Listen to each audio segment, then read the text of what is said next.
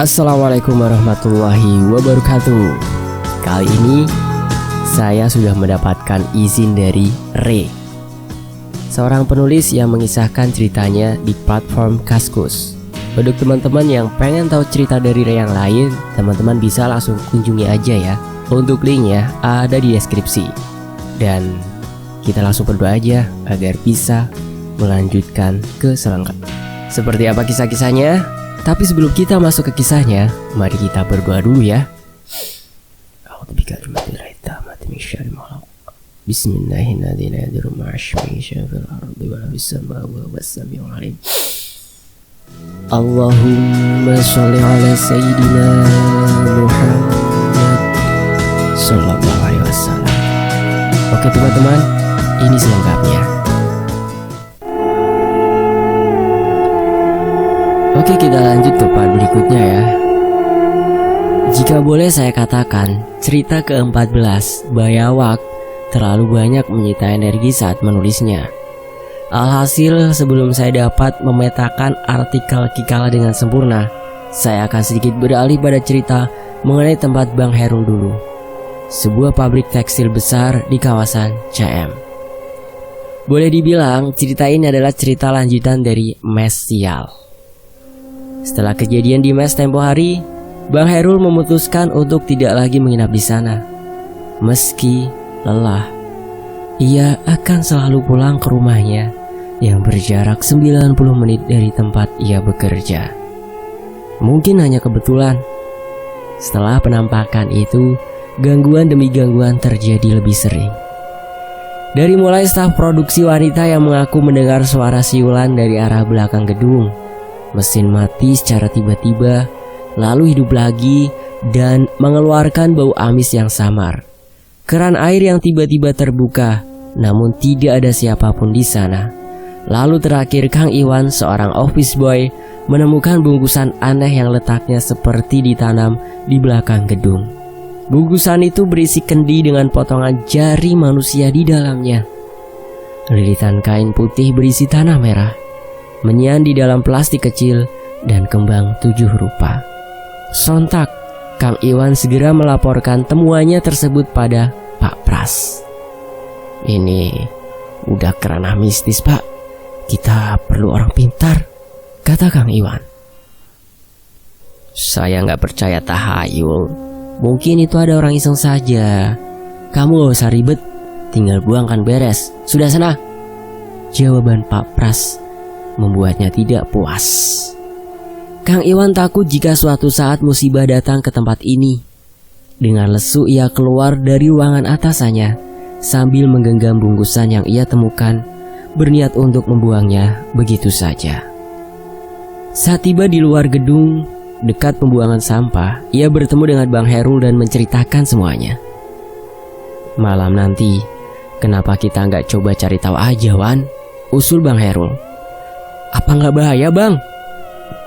Kang Iwan ragu.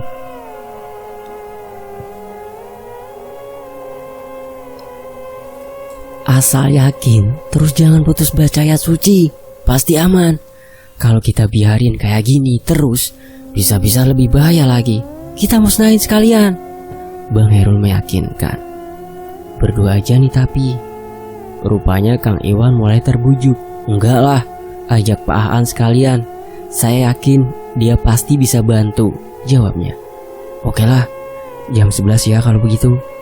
Sanggup Kang Iwan yang lalu menyerahkan bingkisan itu dan pergi. Matahari pun terbenam, mengakhiri hari ini dengan tenang. Sayangnya hal itu tidak berlaku pada Kang Iwan. Sejujurnya ia takut. Namun rasa penasaran dan tekadnya menguatkan ia malam itu.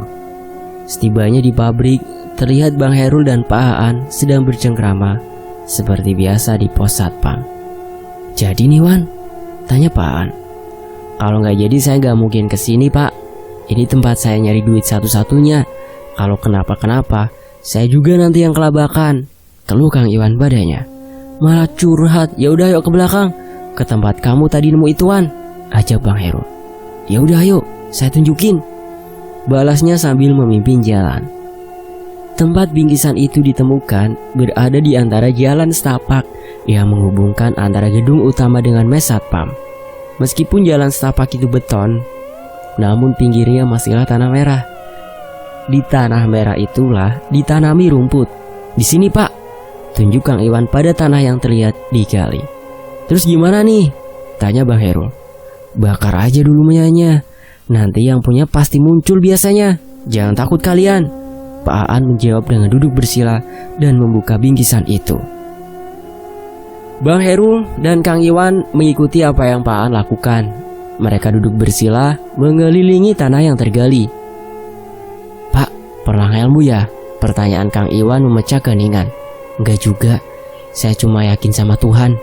Manusia itu lebih mulia dibanding makhluk lain, makanya gak usah takut, jawab Pak Aan.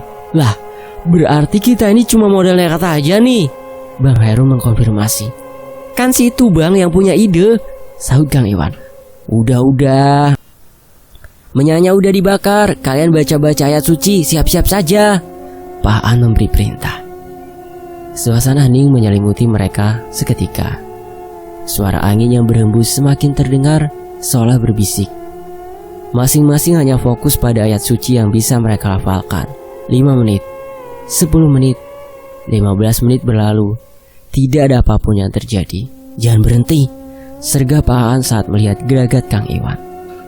Kang Iwan yang baru saja hendak berdiri mengurungkan niatnya dan kembali duduk bersila. Suara tambahan tiba-tiba terdengar di antara mereka. Qoyum, naum, fahum. Bukan satu, melainkan banyak suara. Dan suara-suara itu seperti mengikuti lantunan ayat suci yang sedari tadi mereka baca. Dalam keadaan panik, Kang Iwan malah mempercepat bacaan ayat sucinya dan membuat ia malah tak bisa menyelesaikan lafalannya sendiri. Hal sama juga terjadi pada Bang Herul. Pak Aan menepuk bahu mereka berdua tanpa menghentikan bibirnya yang sedari tadi masih membaca ayat suci tanpa putus. Ia seperti memberi perintah agar mereka tenang dan fokus. Lalu tiba-tiba mata Pak Aan melotot kaget menatap lurus ke arah mes yang berada di belakang Bang Herul dan Kang Iwan. Ada yang datang ya Pak? Kang Iwan terbata ketakutan saat melihat ekspresi Pak Aan di hadapannya. Pak Aan hanya memberi isyarat dengan meletakkan jari telunjuk di depan bibirnya. Melihat gelagat itu, Bang Herul malah fokus dengan bacaannya, serta kini ia dapat menyelesaikan lafalannya dengan baik. Saat Bang Herul dapat menyelesaikan lafalan itu berkali-kali, wajahnya berubah tegas. Keberanian tampaknya berkumpul di dadanya. Namun Pak Aan menggeleng kepala, seolah melarang agar Bang Herul tidak melakukan apa yang ia maksudkan. Namun sayangnya, tekad Bang Herul sudah bulat. Ia seperti menyimpan dendam pada apapun yang ada di belakangnya kini. Tanpa sedikit menghentikan lafalannya, Bang Herul menoleh ke belakang, dan apa yang ia lihat membuatnya menyesal. Terlihat beberapa wanita sedang duduk memakai kebaya berwarna kuning, merah dan hitam berjajar menyamping. Rambut mereka disanggul dengan rapi. Selendangnya menari tertiup angin. Mulut mereka seperti mengikuti lantunan ayat suci. Namun apabila didengar lebih seksama, lantunan yang mereka baca tidak sampai tuntas. Mereka akan memotong di pertengahan ayat dan kembali ke awal untuk mengulang hal yang sama. Yang membuat siapapun begitu ngeri adalah mata mereka hanya terlihat berwarna putih seutuhnya. Mata itu menyala kontras dengan gelapnya malam di sekitar. Masing-masing dari mereka juga membawa kendi dengan ukuran yang sama. Anehnya, kendi-kendi itu mereka pegang seperti menimang bayi. Melihat pemandangan itu, Bang Herul mulai ketakutan. Seiring dengan kacaunya lantunan ayat suci miliknya, wajah wanita-wanita itu berubah menyeramkan. Mereka memperlihatkan luka di berbagai tempat, dahi, leher, pipi, bahu. Dari luka-luka itu mengalir darah dengan bau amis yang busuk menusuk hidung. Melihat semuanya mulai tidak terkendali, Pak Aan dengan cepat melemparkan bingkisan kembang 7 rupa ke arah mereka. Kembang-kembang itu berhamburan tertiup angin dan jatuh berserakan di tempat di mana wanita-wanita itu duduk. Setiap kembang yang jatuh, satu wanita menghilang, hingga kesemuanya lenyap dari pandangan tanpa meninggalkan apapun. Pak Aan segera lari tangan kawan-kawannya yang masih mematung terkesiap ketika hal itu terjadi. "Kita lari dulu ke depan. Apapun yang terjadi, kita ke depan dulu aja," teriaknya sambil menyeret mereka. Setibanya di gedung depan, mereka berhenti. Terlihat keringat membasahi tubuh, juga tarikan nafas yang tersengal. "Itu apa tadi, Pak?" tanya Bang Herul. "Sinden budak kerajaan setan," jelasnya singkat. "Jadi bingkisan itu punya mereka?" lanjut Kang Iwan. "Yang saya tahu, kalau ada sinden artinya pabrik ini diguna-gunai atau yang empunya emang nyugih." Mendengar jawaban Pak Aan, Bang Herul dan Kang Iwan bertukar pandang. Pikiran mereka sama. Tumbal? Singkat cerita, udara malam sedikit lebih tenang sekarang. Hawanya tidak lagi membuat sesak. Mereka berjalan menuju pos satpam. Lain tujuan dengan Kang Iwan, ia pamit pulang. "Saya pulang aja, takut kalau di sini terus," pamitnya yang kemudian mengambil motor yang diparkir di dekat pos. "Rul, bukain sono gerbangnya," ujar Pak Aan. "Siap," balasnya. Ia langsung menuju gerbang. "Lama amat bang," protes Kang Iwan. "Macet Kang, tunggu ya, gerbangnya macet ini." Bang Herul masih berusaha menarik pintu gerbang itu. "Macet? Gak pernah tuh pintu gerbang macet, Rul, ngarang kamu," kata Pak Aan yang segera menghampiri untuk membantunya. Pintu gerbang itu nyatanya memang berat. Ada sesuatu yang menahan agar roda ini tidak bergulir ke arah belakang. "Rul, coba cek," perintah Pak Aan. Bang Herul segera membungkuk mencari tahu. Ia mengarahkan senternya ke sana sini. Barangkali ada batu atau apapun yang mengganjal. Alih-alih batu yang ia temukan, malah sepotong lengan manusia yang masih bergerak, namun jari telunjuknya terpotong hilang. Ia kaget hingga menjatuhkan dirinya ke belakang dengan cepat. "Bangke," umpatnya. "Kenapa, Rul?" Pak Aan heran. "Ada tangan orang yang kelindes," jawabnya cepat. "Jarinya hilang satu ya?" Kang Iwan memastikan. "Iya Kang," jawab Bang Herul yang berusaha bangkit. "Tangan saya itu," suara Kang Iwan kini datar. Sadar dengan apa yang ada di belakang mereka, Pak Aan serta Bang Herul kini yang bertukar pandang. Mereka diam dan saling menelan ludah. "Pak," Bang Herul memanggilnya dengan gemetar. "Tenang Rul, jangan takut, jangan lari juga, biar saya yang tanya." Pak Aan memberanikan diri. "Di mana Iwan?" Ia bertanya tanpa menoleh dengan nada sedikit berteriak. Brak! Motor jatuh begitu saja. Mereka pun menoleh ke belakang. Sosok yang menyerupai Kang Iwan kini lenyap. "Kita balik ke belakang, cepetan!" Pak Aan berlari mendahului. "Tunggu Pak!" Bang Herul mengekor. Saat mereka tiba di tempat pertama, Kang Iwan sedang berjongkok membelakangi mereka. Pak Aan berhenti berlari lalu memberi isyarat dengan tangannya agar Bang Herul berjalan pelan-pelan. Mereka mencoba menghampiri Kang Iwan yang terlihat sedang berjongkok dan melakukan sesuatu. Saat sudah dekat, rupanya Kang Iwan sedang mengunyah kembang-kembang yang tadi dilemparkan Pak Aan untuk mengusir para sinden. Mata Kang Iwan tertutup, namun ia dapat mengambil kembang yang berserakan di bawah kakinya dengan lancar. Wajahnya seperti beringas kelaparan. Ia memakan semua kembang itu terburu, seolah ia dikejar sesuatu. "Istighfar Kang," ujar Pak Aan. Kang Iwan menoleh cepat. Ia memutar wajahnya ke bawah dengan pelan. Meski matanya tertutup, namun raut mukanya seperti memperhatikan Pak Aan. Lalu menoleh kembali untuk mengunyah lagi. Kamu siapa?" Bang Herul memberanikan diri untuk bertanya. Kang Iwan seketika berhenti. Ia tertawa lalu mengeram. "Pegangin Rul," perintah Pak Aan yang disambut dengan Bang Herul mencengkeram tubuh Kang Iwan. Pak Aan menutup mata Kang Iwan dengan telapak tangan kanannya, lalu membaca lafalan ayat suci yang sama dan diikuti oleh Kang Iwan. Ia mengeja lafalan Pak Aan dengan memotong ayatnya lalu mengulang.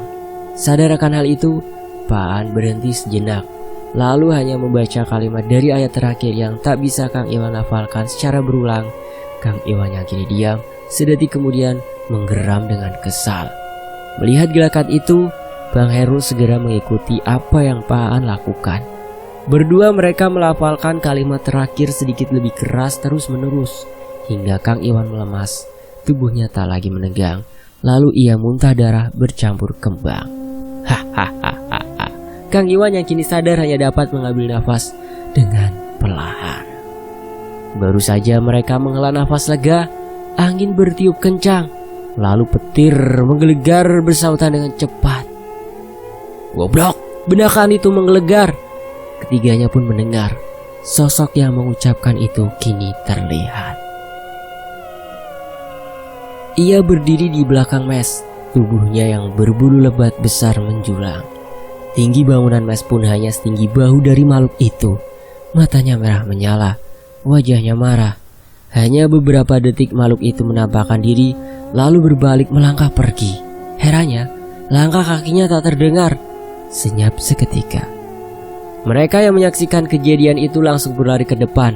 Kini Pak An memastikan bahwa yang ia seret benar-benar Kang Iwan asli. Setibanya di depan pintu gerbang, di mana motor Kang Iwan yang seharusnya tergeletak, kini motor itu ada di tempat parkir samping pos.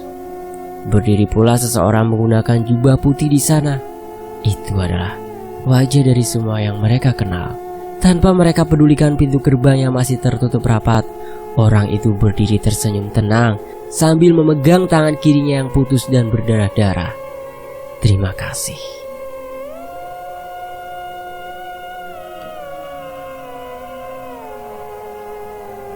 Laki-laki berambut ikal pendek itu tersenyum sambil mengatakan terima kasih. Sementara yang memegang tangan kirinya yang putus berdarah-darah. Baju putih panjang yang seperti jubah itu tidak berkibar meski angin malam sedang berhembus kencang. Pak Sum, panggil Kang Iwan saat melihat sosok itu. Sosok itu tak menggubris. Ia hanya membalasnya dengan senyuman penuh tenang. Lalu seberkas cahaya menyilaukan pandangan mereka bertiga, melenyapkan sosok yang dipanggil Pak Sum oleh Kang Iwan itu.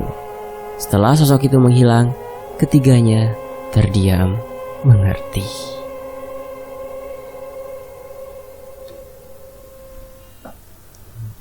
Jangan ada yang bilang siapa-siapa kalau Pak Sum, pemilik pabrik ini ternyata nyugi. Awas aja kalau ada yang buka mulut, ancam Pak An. Tapi Pak, saya masih penasaran. Kok dia senyum? Tanya Bang Herul. Jawabannya besok. Lihat aja bakal ada kejadian apa. Kita gak usah buka mulut, pura-pura gak tahu aja. Jawaban Pak An mengakhiri teror malam itu. Kang Iwan yang masih sakit memutuskan untuk tidur di pos. Sementara Pak An dan Bang Herul berjaga hingga pagi menjelang.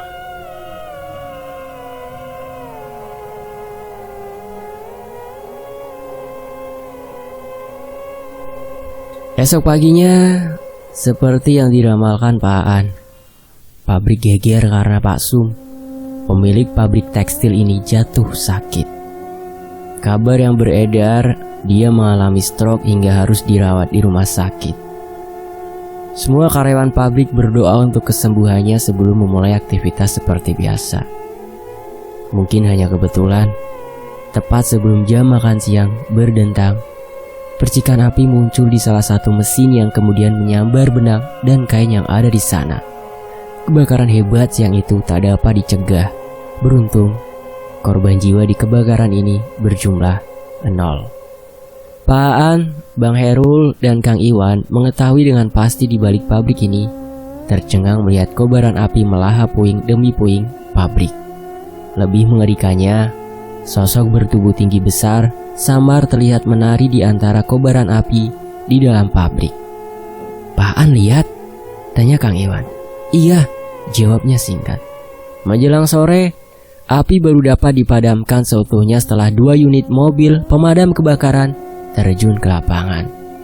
Setelah urusan dengan pihak damkar maupun kepolisian selesai, mereka bertiga memutuskan untuk tinggal di pabrik bersama 2 orang anggota polisi yang berjaga. Sementara kedua kawan baru mereka sedang pergi, ketiganya duduk di pos. Baru kemarin baik-baik aja, sekarang udah angus, celoteh Kang Iwan. Gak bisa dibilang baik-baik juga, Wan, balas Pak Aan. Maksudnya Pak? Tanya Bang Herul. Pak Som nyuge. Mungkin karena suatu hal dia memutuskan untuk berhenti. Ya gini jadinya, jelas Pak Aan.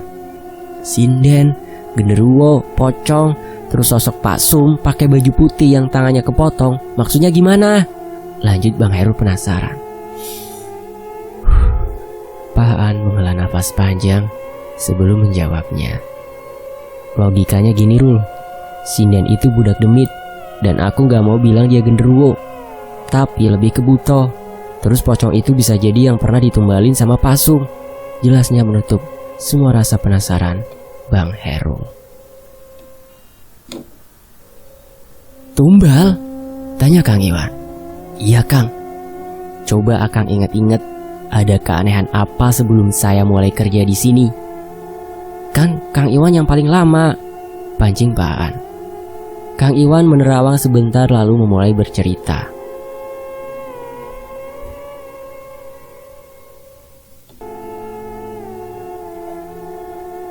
Tiga tahun lalu, pas saya baru kerja di sini 2 atau 4 bulan, ada satpam yang meninggal di mes. Dari siang satpam ini ngeluh sakit, gak enak badan. Karena gak sanggup pulang, dia tidur di mes.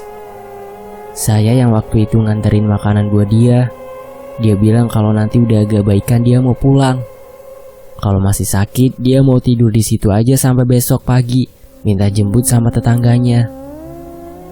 Pas besok paginya, saya ke mes lagi buat nganter makanan. Dia udah meninggal. Kang Iwan mengakhiri ceritanya. Meninggalnya wajar? Tanya Bang Herul. Gak ada yang aneh, kecuali mulutnya yang kayak menganga. Wajar kan? Mungkin dia ngerasain sakit apa gimana sebelum akhirnya meninggal, jelas Kang Iwan. Bang Herul menatap Pak Aan. Ia seperti memastikan sesuatu. Bisa jadi. Pak Aan menjawab tatapannya. Bisa jadi apa? Kini Kang Iwan yang penasaran. Enggak, ini si Herul. Dia pernah ditampakin pas di mes. Pocong yang rahangnya nganga itu, seloroh Pak Aan. Oh alah, balas Kang Iwan. Kok bisa ya Pak Sum nyugih? Bang Herul penasaran. Mungkin. Sebelum Kang Iwan melanjutkan perkataannya, mulutnya tercekat tiba-tiba. Kenapa Kang? Tanya Pak Aan. Kang Iwan hanya meraba kasar tenggorokannya dengan panik sambil menunjuk ke arah pabrik di belakang mereka yang telah hangus. Bang Herul mematung. Ia tak berani menoleh apa yang ada di belakangnya. Namun Pak Aan, ia menelan ludah sebelum akhirnya menengok dengan perlahan. Sosok pocong berdiri di atas puing pabrik yang menghitam. Ia berdiri di sana, hanya berdiri menatap mereka yang sedari tadi membicarakannya. Rul, panggil Pak Aan sambil menarik baju Bang Herul. Nggak mau Pak, nggak mau nengok, balas Bang Herul. Pocong itu lalu melayang. Ia mengambil mereka. Gawat, ujar Pak Aan. Pak, ayo lari aja, ajak Bang Herul yang mencoba berdiri namun tak bisa. 10 meter tepat sebelum pos satpam, pocong itu berhenti sejenak sebelum melayang ke atas hingga akhirnya tak terlihat. Aduh, Pak Aan mengatur nafas. Bersama dengan itu, Bang Herul bisa bergerak. Ia lalu loncat berniat lari keluar gerbang. Kang Iwan juga bisa bicara lagi. Asu, kata pertama ia lontarkan sesaat setelah kerongkongannya tak lagi tercekat. Ia loncat mengikuti Bang Herul untuk segera berlari. Namun, sebelum Pak Aan mengikuti mereka, lantunan ayat suci yang terpotong lalu diulang diiringi gamelan pelan terdengar sayup dari arah mes.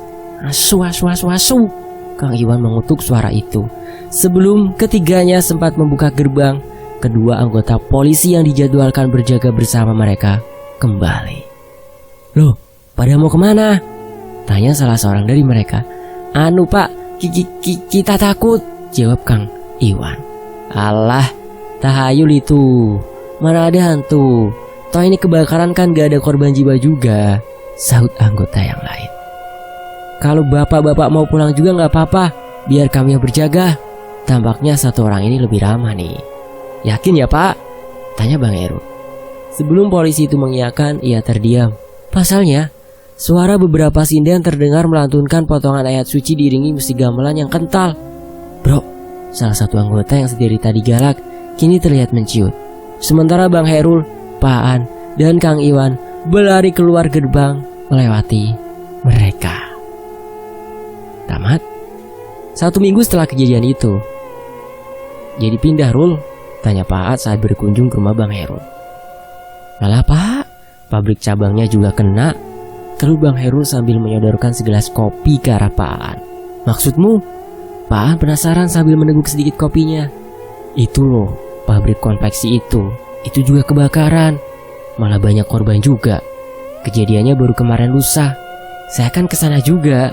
Niatnya mau konfirmasi kepindahan. Disambut sama banyak polisi apa segala macam. Untung ada polisi yang waktu itu jaga bareng kita. Jadi ya saya gak terlalu repot buat ngasih keterangan. Jelasnya panjang. Terus nasibmu gimana sekarang? Pak An melanjutkan. Mau nyoba jadi satpam hotel aja lah pak. Kebetulan ada yang lagi ngebutuhin daerah PS. Jawabnya. Asal jangan keluar lagi aja, ujar Pak An. Asal yang punya gak nyugi, aku gak bakal keluar. Terus nasib Pasu gimana? Bang Herul penasaran. Masih di rumah sakit. Penyakit gitu yang gak bisa sembuh cepet lah. Gak tau lah, rada aneh. Sekarang malah lagi koma, kata yang udah jenguk. Jelas Pak An sambil mengambil gorengan di hadapannya. Tapi nyatanya yang hotel malah keluar lagi. Hahaha. Ejekku saat ia menyelesaikan ceritanya nih. Ya gitu Re, ntar lah lanjutin lagi ya. Gua mau ngasaring buat Akik. Dah, lu jangan lupa bayar kopi gua sekalian ya, ujarnya sambil berlalu. Utang ye, teriakku yang dibalas dengan lambaian tangannya. Selesai.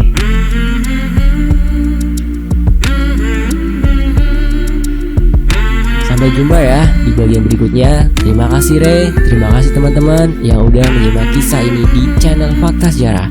Wassalamualaikum warahmatullahi wabarakatuh.